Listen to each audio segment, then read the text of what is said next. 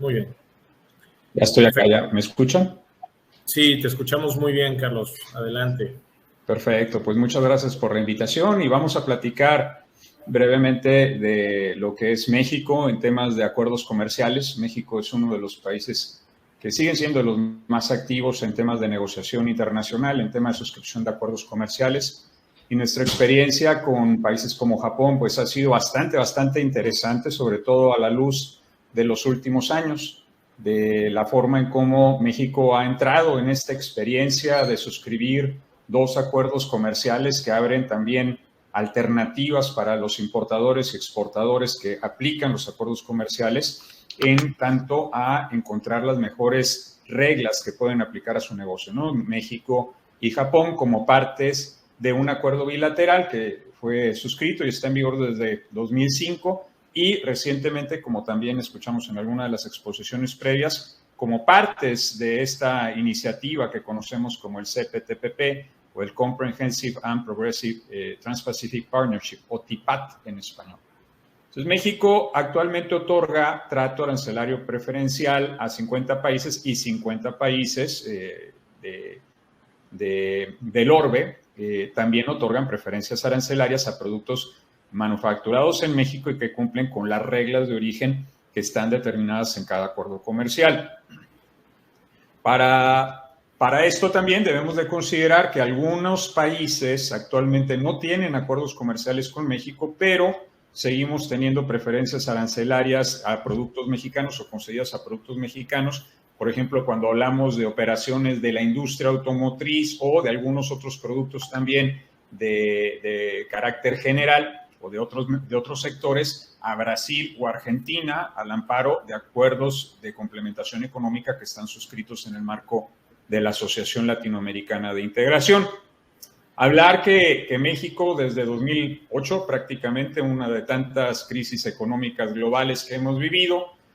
tomó la decisión desde aquel entonces de empezar a disminuir unilateralmente el monto de los aranceles que fija para importaciones de terceros países o lo que llamamos como arancel de nación más favorecida, y que eso también nos da una ventaja que debemos de aprovechar en aquel caso en donde pretendamos importar una mercancía que no está cubierta al amparo de un acuerdo comercial. Es el caso clásico que tenemos en México, que puedes importar una mercancía que es originaria de China, de la República Popular China, con quien no tenemos un acuerdo comercial, y que si va a ser objeto de una transformación en México, puedes tener tanto la opción de aplicar un arancel de nación más favorecida bajo, o también otro esquema que México mantiene, que se le conoce como programa de promoción sectorial.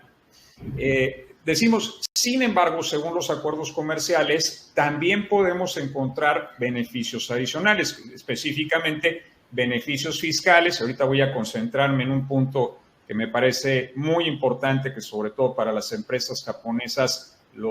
se tome en cuenta y se considere, que tiene que ver con una contribución que se paga en México, que le denominamos el derecho de trámite aduanero o Customs Processing Fee en inglés. Es un derecho que le pagamos al gobierno por presentar los documentos aduaneros a la importación y que México tradicionalmente lo ha fijado en monto de 8 al millar, de 0.008 sobre el valor en aduana de las mercancías. Entonces, puedes tener una maquinaria que sí, efectivamente no pague nada de arancel en México, que valga millones de dólares porque sea una tecnología muy sofisticada, muy desarrollada. Sin embargo, te va a llevar a tener un impacto en costos al tener que pagar esta contribución, este derecho que se le paga al gobierno, y que en virtud de los acuerdos comerciales también puedes encontrar ciertas reducciones y ciertos beneficios que se ubican en algunos de los acuerdos comerciales. Ahorita platicaremos de eso porque tiene que ver con la decisión que se toma al momento de determinar cuál de los 2 acuerdos comerciales que mantenemos en vigor con Japón es el que me conviene más aplicar. Y además considerar que el hecho de aplicar una preferencia arancelaria o determinar que una mercancía que estamos importando califica bajo algún acuerdo comercial también nos puede ayudar para efectos del cumplimiento de las reglas de origen del acuerdo que pretendamos aplicar. Caso muy sencillo, si estoy importando una parte japonesa y decido aplicar el acuerdo bilateral, esa parte, si yo la utilizo en un proceso de producción de un vehículo que se va a exportar a Canadá bajo el acuerdo, el CPTPP que denominamos, bueno, pues ahí, si yo aplico el bilateral, no puedo considerar que ese material es originario bajo el CPTPP y perderé contenido regional al momento en que efectúe el cálculo de origen para el vehículo en Canadá, para efectos del CPTPP. Damos una... Bueno, creo que incluso yo puedo... sí puedo manejarlo. Ok.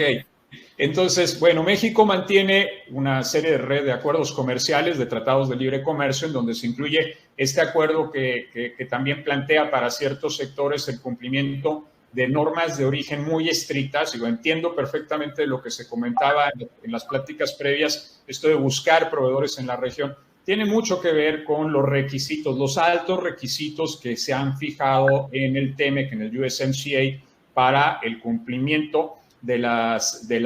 normas de origen específicamente aplicadas al sector automotriz. Pero además del TEMEC, que de por sí ya plantea para el sector automotriz específicamente requisitos muy altos de cumplir, en otros casos no, en otros casos simplifica la vida, hace reglas más flexibles, como puede ser el caso de la industria química. También México mantiene acuerdos comerciales con otros países, lo que hace de que México sea todavía una muy buena plataforma para producción y exportación en condiciones de preferencia arancelaria de diversos países. Colombia es el acuerdo decano, podríamos decir el más viejito de los acuerdos comerciales que se mantienen en vigor, el TLC que tenemos con Chile. Estos dos países, también miembros de Alianza del Pacífico, otro acuerdo que plantea esa coexistencia de acuerdos comerciales, como es el CPTPP,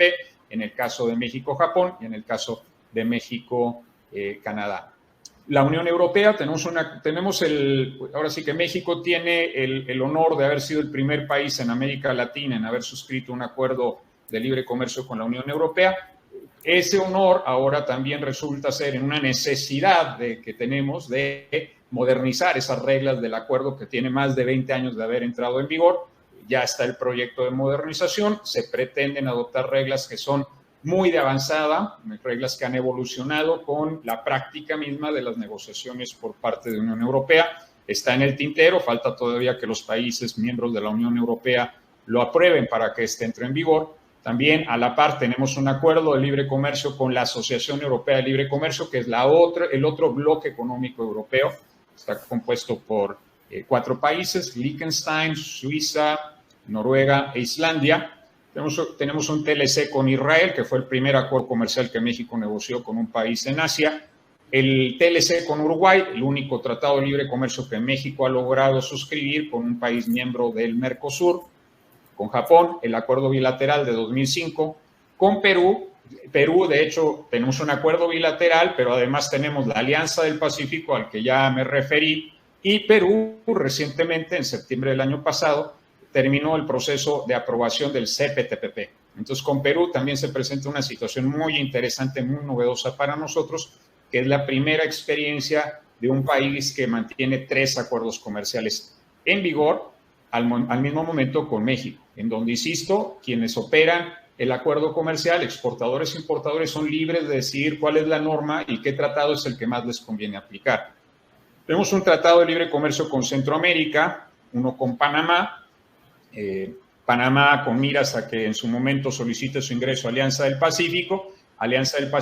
que es un acuerdo que requiere que previamente todos los países que lo conforman hayan suscrito acuerdos bilaterales entre ellos. Entonces, Alianza del Pacífico actualmente está compuesto por Colombia, por Chile, por México y por Perú. Esos son los 4 países que actualmente son parte de Alianza del Pacífico. El CPTPP, que entró en vigor el 30 de diciembre de 2018, y recientemente un acuerdo que le denominamos el Acuerdo de Continuidad Comercial entre México y el Reino Unido, que es un acuerdo provisional con la finalidad de mantener las preferencias arancelarias entre México y el Reino Unido, que derivó de la salida del Reino Unido de la Unión Europea. Donde además tenemos esta situación interesante, que es la coexistencia de acuerdos comerciales con algunos países, Evidentemente, con CPTPP, no todos los países miembros del CPTPP tienen un acuerdo previo con México, pero sí tenemos dos casos muy emblemáticos, que es Japón y Canadá y Perú, que serían tres, perdón. Todavía no me acostumbro a que Perú lo suscribió en septiembre del año pasado. Serían estos tres países, Japón, Canadá y Perú, con los que ya México tiene también acuerdos previos de libre comercio y que te dan entonces la ventaja de decidir cuál es la norma que más te conviene aplicar a tu operación.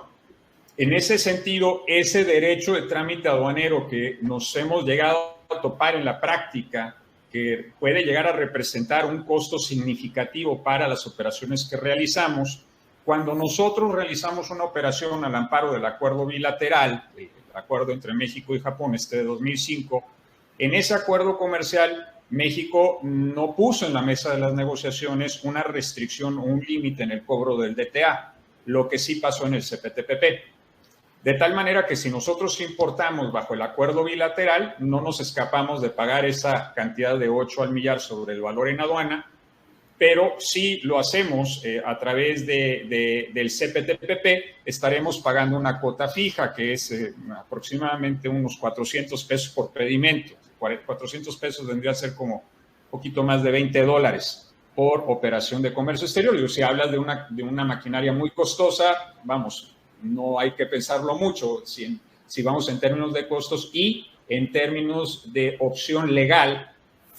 porque finalmente esto es una opción legal que tienes de decidir cuál es el acuerdo que más te conviene, en donde además el CPTPP representa la experiencia de México de incorporar en la red de tratados de estos 50 países que mencionábamos previamente a países como Australia, Nueva Zelanda, Singapur y Vietnam, con quienes México no tiene un acuerdo comercial previo y que a su vez muchos de estos países, incluyendo el caso de Japón, pues sabemos que son parte de esta iniciativa que se conoce como el RCEP o el Regional Economic Comprehensive Partnership, que también está conformado con China, con la República Popular China. En materia de acuerdos comerciales, decía, este organismo latinoamericano que le denominamos la Asociación Latinoamericana de Integración, nos permite también acceder con preferencia arancelaria de productos originarios de México a diversos mercados. El sector automotriz es un claro ejemplo de esto, con condiciones un tanto restrictivas y reglas bastante complejas, pero que si se cumplen te dan la posibilidad de que puedas ingresar al mercado brasileño y argentino con condiciones de libre arancel, en donde además México mantiene acuerdos comerciales en el marco de ALADI con otros países como Bolivia y como Cuba. Entonces, el tema de acceso preferenciales, dependiendo de los productos de exportación, puede ser necesario un nivel de contenido regional, un nivel de contenido local. Entonces, si nosotros somos proveedores de una empresa armadora que está ubicada en México y que sabemos que ahora una de las reglas es que debes de cumplir con un porcentaje de contenido regional del 75%, seguramente esa empresa armadora está buscando de manera muy insistente la posibilidad de que sus proveedores puedan ayudarle a contribuir contribuya, más bien dicho, a alcanzar el porcentaje que se fija en el acuerdo, llegar a este 75%. Y si esa empresa armadora también está exportando a otros mercados como Unión Europea o a mismo Sudamérica, pues también será importante considerar que el único material que podrá cumplir a la vez con los tres acuerdos comerciales, el TEMEC, el acuerdo con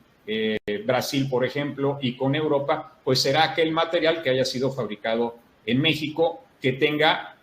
la suficiente integración regional que se requiere para que pueda cumplir con la norma de origen en esos tres acuerdos comerciales.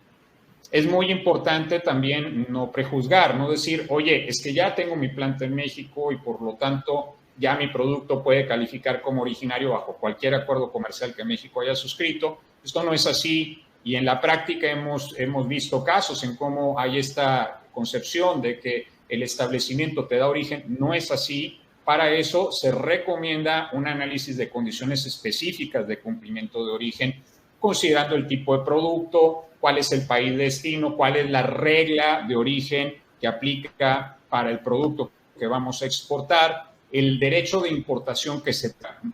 También nos hemos topado con casos en la práctica en donde hacemos toda una actividad para poder cumplir con una norma de origen de un acuerdo comercial y resulta ser que ese producto en destino paga cero. Entonces no había necesidad de hacer ningún estudio, simplemente hacer la